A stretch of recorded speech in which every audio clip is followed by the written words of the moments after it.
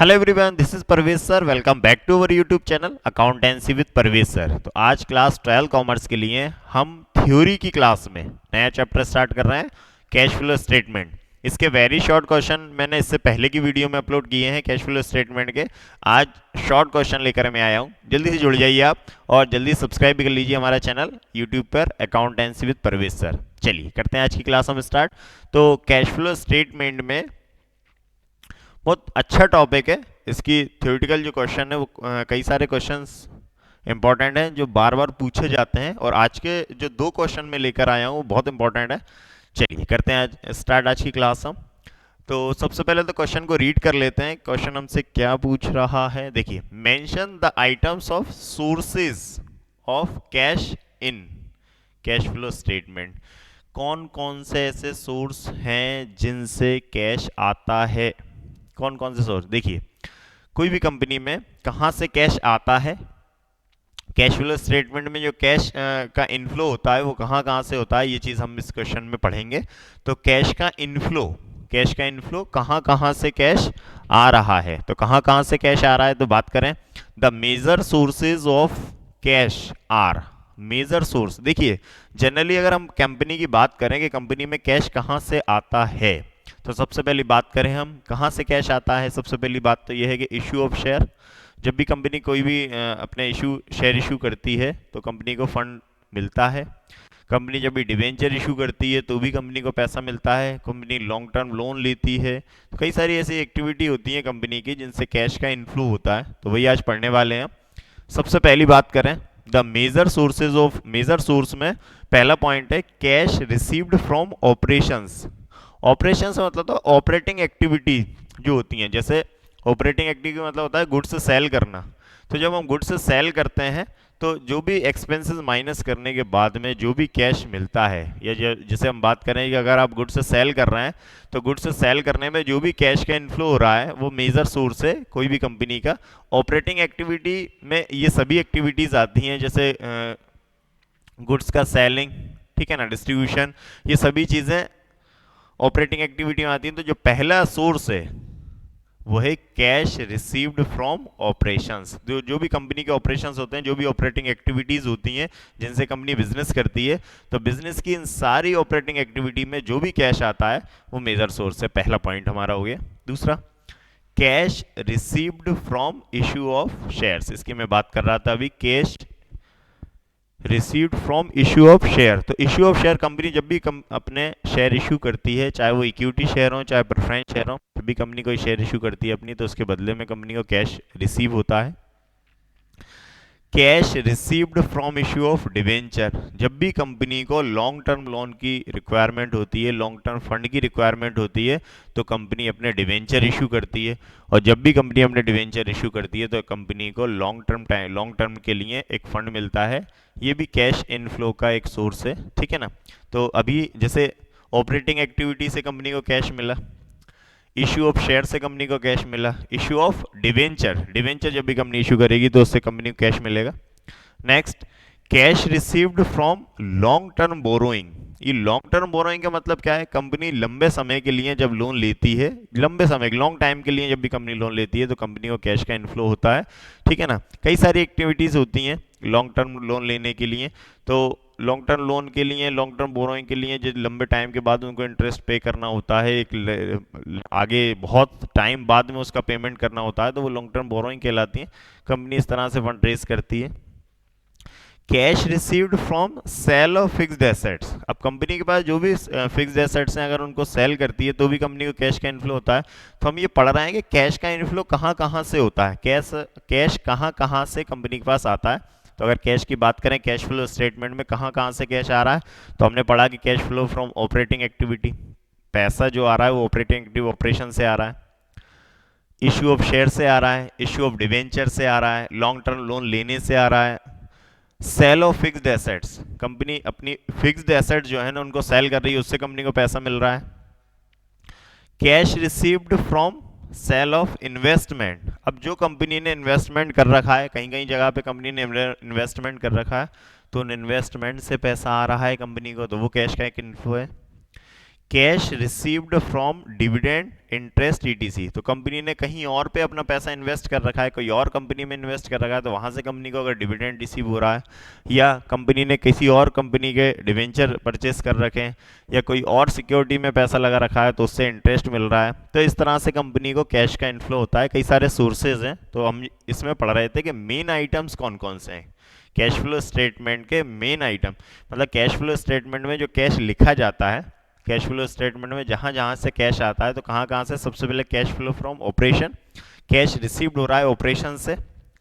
Operation मतलब operating activity में, जब जो भी कंपनी का बिजनेस होता है, उस बिजनेस को जो भी जनरली जो बिजनेस कंपनी करती है उनको हम ऑपरेटिंग एक्टिविटी कहते हैं।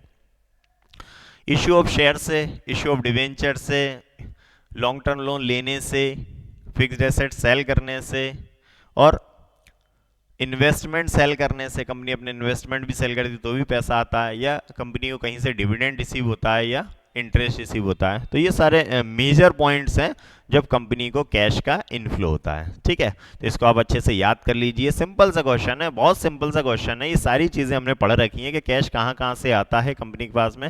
कैश फ्लो स्टेटमेंट में, कैश फ्लो स्टेटमेंट में कौन कौन से मेन सोर्स हैं, मेजर सोर्स हैं जिससे कैश का इनफ्लो होता है, तो सिंपल से पॉइंट है। ठीक है, चलिए अब हम आगे बात करते हैं नेक्स्ट क्वेश्चन के लिए। नेक्स्ट क्वेश्चन है, write the major usages of cash from preparation of cash flow statement. तो कैश फ्लो स्टेटमेंट में मेजर जो आइटम्स हैं, यूजेस, कैश का कहाँ कहाँ यूज होता है कैश फ्लो स्टेटमेंट में, वो पढ़ते हैं। चलिए, तो write the major usages of cash, cash का जो मैक्सिमम यूज कहाँ कहाँ होता है कैश फ्लो स्टेटमेंट को तैयार करने में, तो बात करते हैं सबसे पहले the major usages of cash shown in cash flow statement. तो कैश फ्लो स्टेटमेंट में जो लिखे जाते हैं कैश का यूज, कैश कहाँ कहाँ जा रहा है। अभी हम पढ़ रहे थे इससे पहले क्वेश्चन के कैश कहाँ कहाँ से आ रहा है कैश फ्लो स्टेटमेंट में। अब हम पढ़ रहे हैं कि कैश फ्लो स्टेटमेंट में जो कैश जा रहा है, यूज कहाँ कहाँ हो रहा है कैश का, वो पढ़ने वाले हैं। चलिए, तो सबसे पहली बात करें लॉस फ्रॉम ऑपरेशन। बिजनेस की जो भी ऑपरेटिंग एक्टिविटीज हैं, गुड्स का खरीदना बेचना, ये जो भी और ऑपरेटिंग एक्टिविटी, उसमें अगर ऑपरेटिंग बिजनेस से अगर कंपनी को लॉस होता है, लॉस होता है तो क्या होगा, कैश जाएगा। लॉस होगा तो प्रॉफिट नहीं होगा, तो उसकी जगह क्या होगा, लॉस। तो उस ऑपरेटिंग एक्टिविटी से जो भी लॉस है उससे पैसा जाएगा। तो पहले जो मेजर यूज है वो है लॉस फ्रॉम ऑपरेशंस। ठीक है, next, cash used for redemption of share. ये रिडेम्पशन ऑफ शेयर क्या होता है, देखिए कंपनी, कोई भी कंपनी अपने जब शेयर इशू करती है तो उनका एक स्पेसिफिक टाइम होता है, जैसे प्रेफरेंस शेयर्स का, मैक्सिमम प्रेफरेंस शेयर्स का रिडेम्पशन होता है। तो प्रेफरेंस शेयर एक टाइम के लिए कंपनी इशू करती है, 10 साल 20 साल 30 साल जितने भी टाइम के लिए। तो जब कंपनी इन शेयर्स का पेमेंट रीपेमेंट करती है, जैसे कंपनी ने प्रेफरेंस शेयर इशू किए और उस इशू करने के बाद में उसका एक स्पेसिफिक टाइम बता दिया कि इतने टाइम बाद हम इन शेयर्स का पेमेंट कर देंगे, तो जब इन शेयर्स का पेमेंट किया जाता है तो उसको बोलते हैं रिडेम्पशन। तो प्रेफरेंस शेयर का जनरली रिडेम्पशन किया जाता है, तो जब शेयर्स का रिडेम्पशन किया जाता है तो उससे भी कंपनी को पैसा जाता है। ये एक मेजर यूजेस है कैश फ्लो स्टेटमेंट में, कैश जाने का। तो cash used for redemption of share, shares का जो रिडेम्पशन किया जाता है उसमें कैश का यूज होता है। Next, cash used for redemption of debenture. Company ने लॉन्ग टर्म लोन के लिए डिवेंचर इशू किए थे, अब कंपनी क्या कर रही है, उन डिवेंचर्स का रीपेमेंट कर रही है, जिसे क्या बोलेंगे हम, रिडेम्पशन।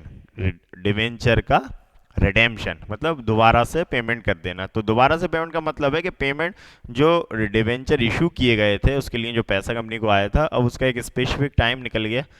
सभी जो मैक्सिमम डिवेंचर होते हैं वो उनका एक टाइम पीरियड होता है कि इतने टाइम के लिए कंपनी जब भी प्रस्पेक्टस अपना लॉन्च करती है, डिवेंचर जब इशू करती है, तो उसी टाइम बता दिया जाता है कि ये डिवेंचर इतने टाइम के लिए हम इशू कर रहे हैं और इतने टाइम बाद हम इसका पेमेंट कर देंगे।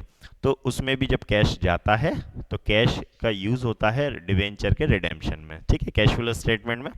Next, payment of long term liability. तो जो लॉन्ग टर्म लाइबिलिटी होती है, लंबे टाइम के लिए जो लाइबिलिटी ली हुई होती हैं फर्म ने या कंपनी ने, तो उनका पेमेंट किया जाता है। तो पेमेंट करने से भी कैश का क्या होता है, आउटफ्लो होता है, कैश जाता है। कैश फ्लो स्टेटमेंट में जो हम लिखते हैं कि रीपेमेंट किया जाता है लॉन्ग टर्म लाइबिलिटीज का, तो कैश का यूज होता है। ठीक, पेमेंट ऑफ टैक्स, टैक्स का पेमेंट करेंगे तो कैश का आउटफ्लो होगा, कैश जाएगा कैश फ्लो स्टेटमेंट में। पेमेंट ऑफ डिविडेंड, जब डिविडेंड का पेमेंट किया जाता है तो भी कैश का यूज होगा, कैश फ्लो स्टेटमेंट में हम लिखते हैं डिविडेंड पेड, तो डिविडेंड पेड का मतलब है कैश, उतना कैश फर्म कंपनी से जा रहा है। परचेज ऑफ फिक्स्ड एसेट्स, तो परचेज ऑफ फिक्स्ड एसेट्स का मतलब फिक्स्ड एसेट्स जब भी कंपनी परचेज कर रही है कैश फ्लो स्टेटमेंट में जो फिक्स्ड एसेट्स का परचेज किया जाता है उससे कैश का आउटफ्लो होता है। तो हम इस क्वेश्चन में ये पढ़ रहे हैं कि कैश कहाँ कहाँ से जा रहा है, ठीक है ना। तो purchase of fixed assets, payment of dividend, payment of tax, payment of long term liability, इन सब में कैश का यूज होता है कैश फ्लो स्टेटमेंट में। परचेज ऑफ इन्वेस्टमेंट, इन्वेस्टमेंट खरीदने में जो भी पैसा लग रहा है तो वो एक यूज है कैश फ्लो स्टेटमेंट में कैश का। तो ये सभी मेजर यूजेस हैं कैश फ्लो स्टेटमेंट में कैश के जाने के, मतलब कैश का आउटफ्लो कैसे कैसे होता है कैश फ्लो स्टेटमेंट में। तो loss from operation, operating activity के लॉस में पैसा जाएगा। Cash use for redemption of share, जब भी शेयर्स का रिडेम्पशन किया जाएगा, पेमेंट किया जाएगा तो कैश जाएगा। Cash use for redemption of debenture, जब डिवेंचर का रिडेम्पशन किया जाएगा तो उसमें कैश यूज किया जाएगा।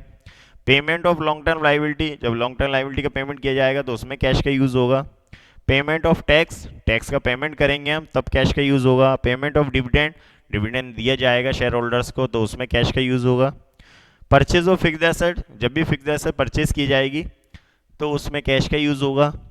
परचेज ऑफ इन्वेस्टमेंट, इन्वेस्टमेंट के परचेज में कैश का यूज होगा। तो ये सभी एक्टिविटीज थी, मेन मेजर यूजेस थे काई के कैश फ्लो स्टेटमेंट के, ठीक है। ये दोनों ही क्वेश्चन बहुत इंपॉर्टेंट है, इनफ्लो और आउटफ्लो के, पैसा कहाँ कहाँ से कैश फ्लो स्टेटमेंट में आता है और पैसा कहाँ कहाँ से कैश फ्लो स्टेटमेंट में जाता है। इन दोनों क्वेश्चन को आप बहुत अच्छे से पढ़ लीजिए और इन सभी पॉइंट्स को आप अच्छे से अगर 3-3 4-4 ये वीडियो देख लेंगे आप तो इनको याद हो जाएगा आपको पैसा कहाँ कहाँ से। सिंपल सा पैसा है, जैसे आपने अगर इनफ्लो वाला क्वेश्चन पढ़ा कि मेजर सोर्सेज वाला अगर आपने क्वेश्चन का आंसर देख लिया इस वीडियो में तो आपने 3-4 बार अगर वीडियो देखेंगे तो उसका अपोजिट ही करना है। जैसे वहाँ पे इश्यू ऑफ शेयर है तो यहाँ पे रिडेम्पशन ऑफ शेयर है, वहाँ पे इश्यू ऑफ डिवेंचर है यहाँ पे रिडेम्पशन ऑफ डिवेंचर है, वहाँ पे लॉन्ग टर्म लाइबिलिटी लेती है कंपनी, यहाँ पे लॉन्ग टर्म लाइबिलिटी का पेमेंट करती है, वहाँ पे फिक्स्ड एसेट्स का सेल होता है, यहाँ पर परचेज होता है, वहाँ पे डिविडेंड मिलता है, यहाँ पर डिविडेंड देते हैं, वहाँ पर इन्वेस्टमेंट को बेचा जाता है, यहाँ पर इन्वेस्टमेंट को खरीदा जाता है। तो कुल मिला के कहानी ये है कि अगर आपने वो